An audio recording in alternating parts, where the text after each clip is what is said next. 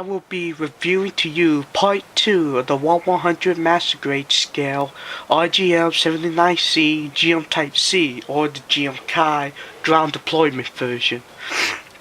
Now this part I will be reviewing to you some of the imminent frame, the articulation and detail to every single part. When we come to the hair, you will notice that it does come with a clear piece, but it's a clear piece, not clear green. So unless you have Tamiya paint or green Sharpie marker, you'll just see clear plastic with some gray in it. Now the gray piece they give you is just like the high grade GM Type C. It gives detail to show you that there's something going on around the head. Now unfortunately, when I use a silver Sharpie marker to put the detail on the gray piece, and I painted green Sharpie marker on the clear piece, some reason it just doesn't want to stand out. I don't know what happened, but yeah, it just won't stand out. Now when we come to the body, you'll notice how this is how the body of the GM Type C is made. Nothing but hollow. But the cockpit does open, and when you put the inner frame of the cockpit here, you'll be able to see the pilot, like so. As you can see, here's some of the stickers I use. These parts do not move. They are connected with the neck joint. Now you do get an inner frame for the booster unit, which I really was surprised to see, and the boosters do move individually. You'll also get a beam rack with a beam saber to give the traditional GM look.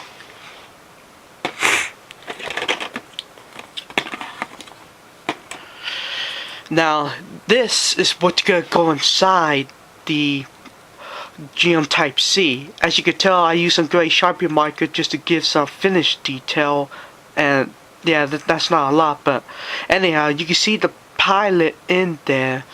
And what's going to happen is you're gonna shove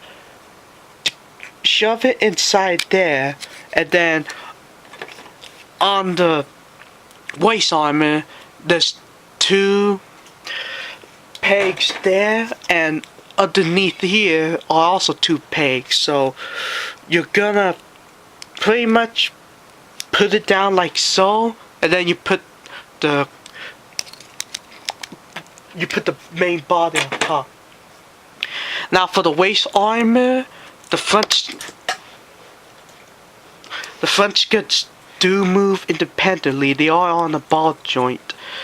The side skirts, the side skirts are on pegs, so they move independently. Back skirts, unfortunately, do not move, but however, it has a gimmick so you can hold the extra parts for the machine gun, which I was a bit surprised to see. Now, when you go to the shoulders, you'll notice that, like every master grade, the shoulder piece is independent. It's not part of the arm. And what you do is you pretty much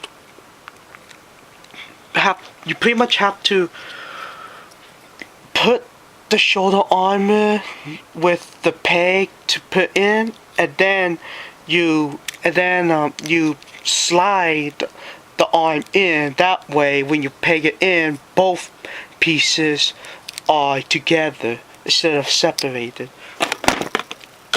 Now when it comes with the hands, this is on a peg, so you can make the arm turn 360. It can do over 90, but not a full 180. I want to say probably around 150. It has the old master grade style hand, one thumb, one trigger finger, and three uncuttable hands. And it will rotate, wiggle a bit. And that's pretty much the hands. Now for the legs of the RGM-79C, this is the signature that the box will keep showing to you, that the leg has a full inner frame. And as you can see, I use some silver Sharpie marker to put some indications like the pistons here, there, back there, and on the screws. Now, when you build this, these screw parts here are not built with the leg. They are their own piece that you have to put on top of an indicated piece, and you'll know if it'll fit because it'll reject putting this one on that side. Now, fortunately, I had to cement glue them in because they kept on falling loose. So I was a bit disappointed at that. But I am kind of, happy that they do give you a almost inner frame leg. Now, what's also cool is that when you built the pistons for the back of the leg, they give you this leathery like tube, and they tell you that you have to put it on this part, and then there's this rectangle part here. You have to squeeze it through like 1 centimeter, 1 centimeter away from it. After that, you cut it off, and you should. And they say that this is approximately 13 centimeters on each leathery tube. And then moving on, we get the foot, which will move back and forward to back, side to side. Can spin 360, but foot can't get away. Now, as problem with the leg, these screws also become loose, and because of that, I had to glue it, so the foot guard armor is very limited. It will hardly move now. Oh, I forgot to mention, when you built the inner frame for the backpack, you'll get the outer frame of the backpack, and all you have to do is, there's a peg there, and then there's a peg here. You just squish it like so, and there you go. You cover most of the inner frame with this outer frame. Unfortunately, this backpack color is not the same as this. This is a dark navy blue, while they used a medium navy blue. And here we have the leg fully armored. As you can tell, the bending is pretty much the same, nothing different there. The foot is approximately the same. Yeah, pretty much when you have the armor on, there's pretty much no difference to it. And that pretty much does it for my part 2 review about the individual parts in the Master Grade.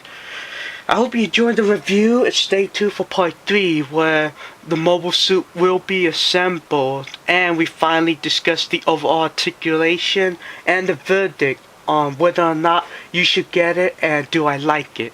So this is Watch Movie 008. I hope you enjoyed the review, and I'll see you next time.